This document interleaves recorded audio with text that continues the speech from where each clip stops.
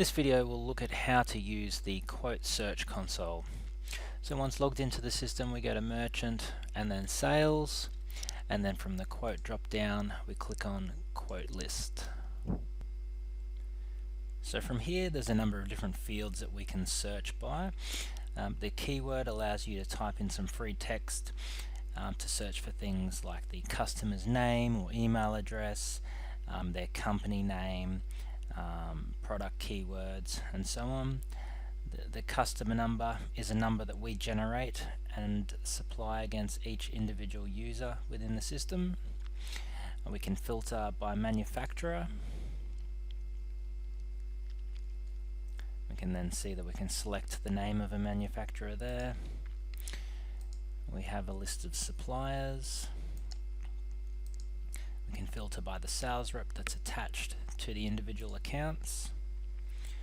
We then have a workflow status. We also have a pipeline status, which is our opportunity workflow, allowing you to push the quote through different stages of the pipeline before it's converted to an order. We then have the status type, which is either open or closed. So typically a closed status would be something like a cancelled or completed state, whereas everything else would be considered an open state. We can then search across a start and end date, which is based around the date that the quote was created. And then lastly we have the price range filter there to filter the quotes by a particular dollar range. So if we just click search now and have a look at some of the results. So the icons that we can see here, the I information icon allows you to click in and view the details of the quote and manage the quote workflows. The red trash icon there indicates that we can delete it. And the third icon there is our permission lock icon. So depending on whether you have access to this or not, you can turn off certain permissions for different user roles per quote rather than just across the board.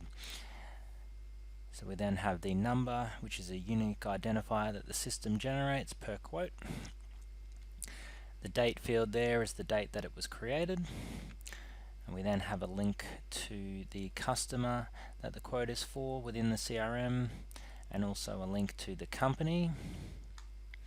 We can see the expiry date there, the portal that it's come through, the workflow status, and there's also a narrative there that can be populated when creating a quote.